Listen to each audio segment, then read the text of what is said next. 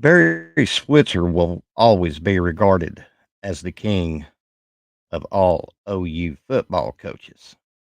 He was innovative by not only being a great assistant coach, but also a head coach by bringing in Darrell Royal's wishbone offense and perfecting it. But not only was he an innovator on the offensive side of the ball, he was also an innovator on the defensive side of the ball. And today I would like to talk about a key contributor who was part of that Barry Switzer success on the defensive side of the ball that made us a great defense and a major force in college football in the 70s and 80s on this episode of Sooner Legends Podcast. Through 153 games, our record was 125, 24, 4 to that.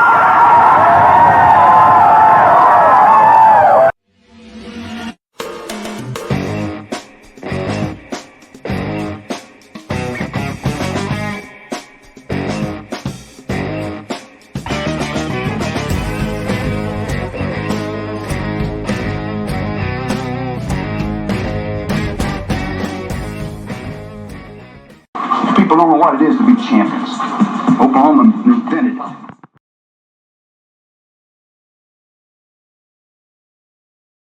Well, welcome to this episode of Sooner Legends Podcast. I'm your host, Mike the Legend, and if you're new to the channel, can I please have you to jump down, hit that red subscriber button, turn on your post notification bells. That way you won't miss any OU football related content that I will be dropping in the future. And also, can I get you to give me a like? And also give me a comment down below. It's little things like that that pushes the algorithm of YouTube, and it helps out small content creators such as myself. And also, could I get you to share the video because sharing is caring.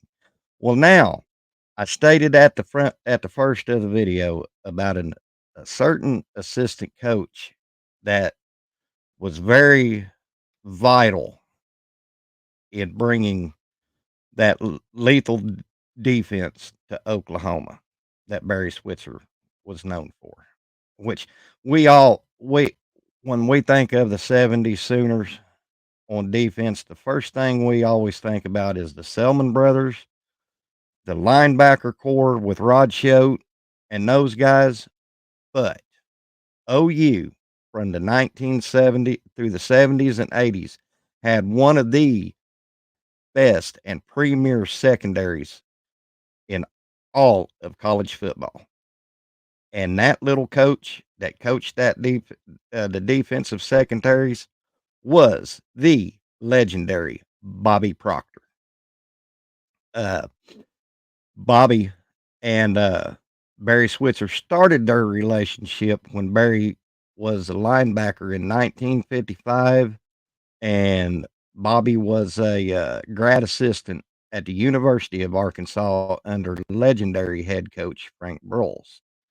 So fast forward to 1967, Barry Switzer is hired by then head coach from the University of Arkansas, uh, Jim McKenzie. Jim McKenzie only coached 1 year because in '67 he had an untimely death during a recruiting visit, and he had a heart attack and passed away in '67.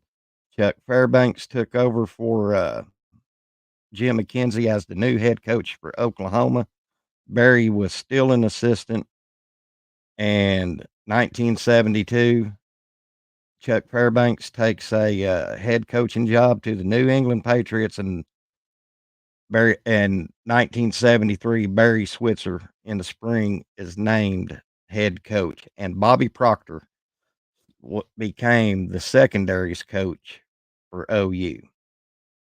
Bobby Proctor is the only assistant coach that coached under head coach Barry Switzer that was with Barry Switzer from beginning to end. he was there from Barry's first hire at 73, and then when Barry resigned in 1988, uh, Bobby was there. And then when Gary Gibbs took over, this is why I have a love-hate relationship with Gary Gibbs, because when Gary Gibbs took over, he fired Bobby in 1991, the best secondary coach that we had ever seen. So y'all's probably wondering why I'm discussing Bobby. And like I stated, OU had one of the best and premier secondaries at in college football in the 70s and 80s. And get this, folks, out of the players that played for Bobby. Now Bobby was a hard ass. I'm going I'm sorry for cursing, but there's no other way to put Bobby to explain Bobby. He was a hard ass. He probably couldn't coach in today's coaching because he would grab your face mask, he would yell at you, he would cuss at you. He was downright mean. But as one of the players once stated, that was his way of showing love to you. And his coaching style reflected on those players in the secondary. I'll give you an example. Back in the 70s, I'm going to start there. We had just in the secondary. I'm not doing linebackers or anything. In the secondary, we had Zach Henderson. We had Randy Hughes, Scott Hill, to name a few.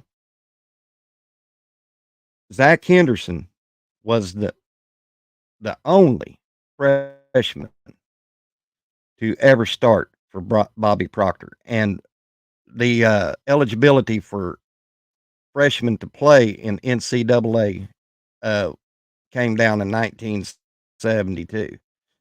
So Zach Henderson was our first starting freshman in the secondary. Now, Zach Henderson still holds the all-time record tackles for defensive backs at 299. Randy Hughes, another great secondary player. Uh, he he uh, he was both of them were on the 74 and 75 national championship team. And Scott Hill. Scott Hill will forevermore be remembered in 1975 at Owen Field, Norman, Oklahoma. Future Heisman Trophy winning running back Tony Dorsett, we faced the Pittsburgh Panthers at Norman. Dorsett's first play out of the box. Scott Hill dove over the line and shoulder tackled Tony Dorsett. Not only shoulder tackled, but just leveled him. Tony Dorsett didn't see the rest of the game that game. And then we had some other great secondaries post back-to-back national championships. And one of the greatest we had, and I will die on this hill saying this.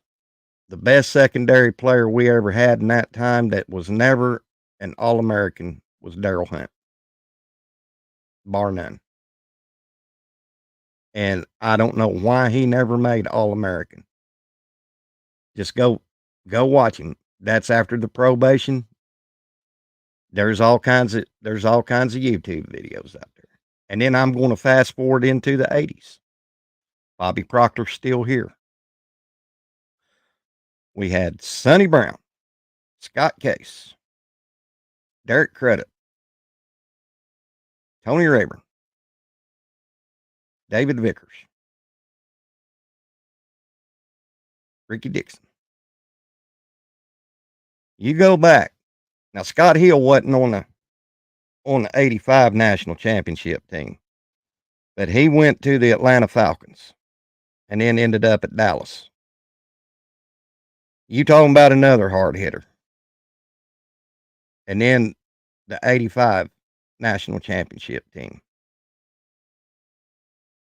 That's when we had David Vickers, Sonny Brown, Credit Tony Rayburn and Ricky Dixon. You go watch that 85 season and you tell me if them players didn't play to how Bobby Proctor coached them. I heard stories about Bobby. If you got blowed up, if you got burned on a long pass or a long run,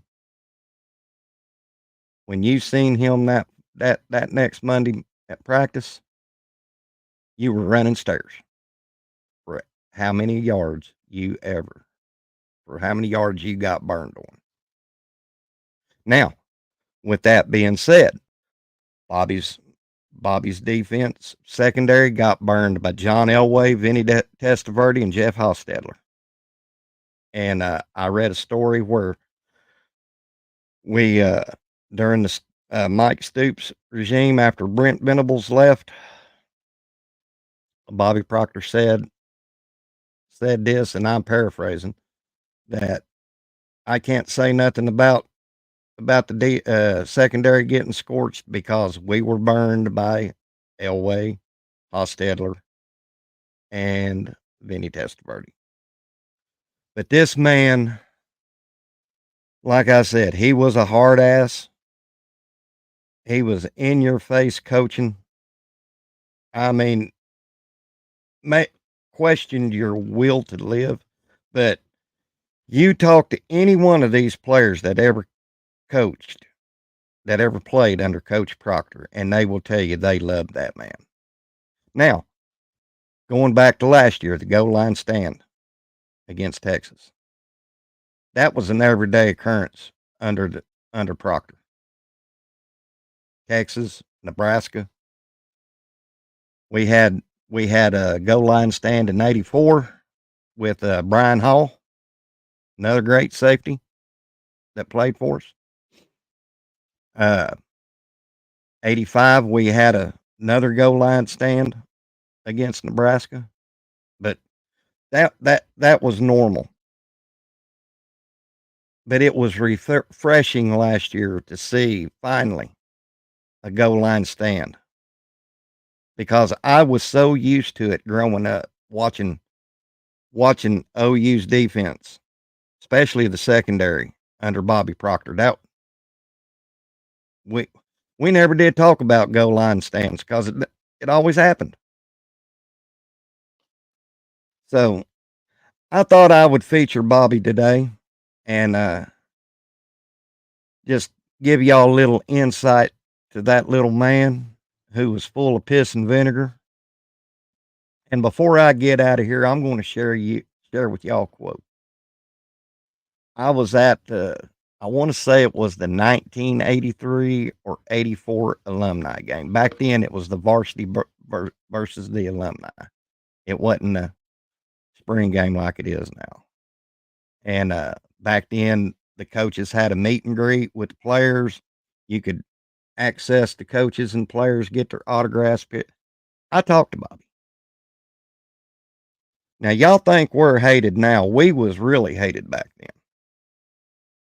And I don't know if Coach Proctor was having a bad day or something like that, but he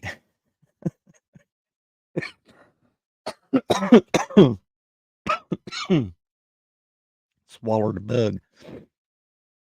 I asked Coach Proctor, I said, Coach, how come Oklahoma is so hated?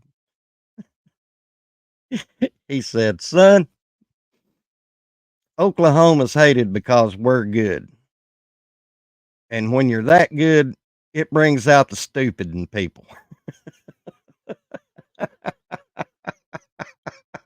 I'll never forget that. Well, listen, thank y'all for pulling up and tuning in to this Throwback Thursday edition of Sooner Legends podcast. It's been fun telling the story of Bobby Proctor. And y'all be sure to hit that subscriber button, turn on your post notification bells. And guys, I love telling this old stuff to y'all. It brings back a lot of memories to me. So y'all have y'allself a blessed day. Take care of one another. And this is the legend. We'll see you on the backside. God bless and Boomer Sooner.